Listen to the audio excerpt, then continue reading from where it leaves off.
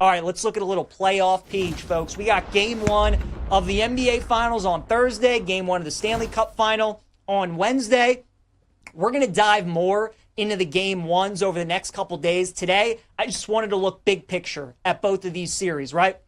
Maybe some bets for Finals MVP or top scorer or series spread bets, all those kinds of things. So we'll start in the NBA Finals. And a bet that I absolutely love, Pacers to win game one, OKC to win the series is plus 450, right? To give you guys some context, Indiana to win game one is plus 310 on the money line. But if you bet them at BetMGM, there's a special. If you take the Indiana Pacers to win game one and the Thunder to win the series, that's plus 450. And I feel like you should just do that. If you think Indiana is going to win the series, then obviously don't bet it. But if you're in the mindset like me, where you feel pretty good about OKC winning the series, but you also think Indiana's live in game one, then how can you not take the plus 450 rather than the plus 310? So that immediately jumped out at me. You look at some of the big favorites in NBA history throughout the years, right? The Lakers in the early 2000s against Philly, they were a massive favorite. Philly won game one. How about when Denver played Miami a couple years ago? The Nuggets were a massive favorite. Miami won game one. We've seen this in the finals before when we have big favorites, but it's that game one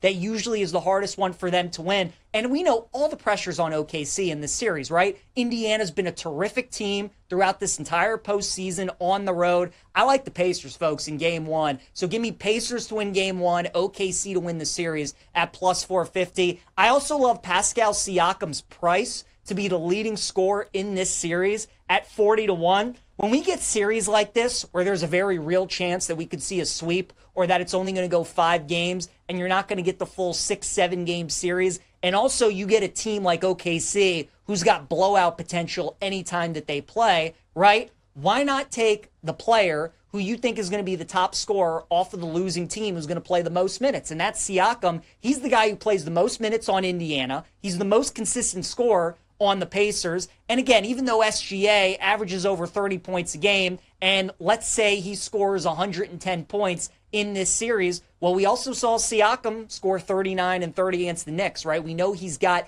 that capability in him. So I just think in a series like this, where OKC's got a chance to sweep, and they have a couple of games where they could potentially win by like 30 points, SGA might only play 25, 28 minutes, whereas Siakam could play 35, 36, and getting Siakam at 40-1 to be the leading scorer in this series, I think for the price alone is worth the bet, so I like that one as well. And then also give me the Thunder to win the series. Give me the series spread minus 2.5 at minus 110. So basically the Thunder sweep or win in 5, minus 2.5, then we win our bet. Again, Indiana game one, and then I like OKC to win the next 4 games and win the series in 5, but obviously wouldn't surprise me if OKC wins game one. But I like Thunder minus 2.5.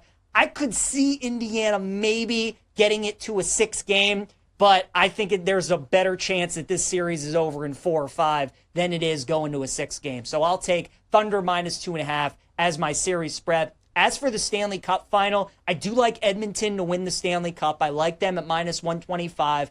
Look, there's stats going out there that I'm sure people know about by now, that when Gretzky and Crosby both won their first cups, it was in the second leg of a rematch of the Stanley Cup final, right? Gretzky in his first Stanley Cup loses to the Islanders. In the second, he plays them again and he wins his first cup. Crosby, in his first Stanley Cup, played the Red Wings. He lost and then played them again the next year, got his first cup, and now here's McDavid, right? Last year was his first Stanley Cup, lost to Florida, has a chance to play them again and get his first cup. It feels like it's just all aligning, and you hear athletes talk about it all the time. Usually the most dangerous teams are the teams that lose in a final, know what that feeling is like, that they were that close to achieving their goal, but then they get right back that next year. I think Edmonton's is better this time around, and they got a hot goaltender in Stuart Skinner, and I would look at him for Conn Smythe at 35-1. I think that is a silly price. We all know McDavid and Draisaitl are 2 of the top players in the league, right? But for context, Bobrovsky for Florida is plus 250, and I'm getting the Oilers goalie at 35-1. I know Florida is more known for their defense and goaltending, and Edmonton's more known for their offense,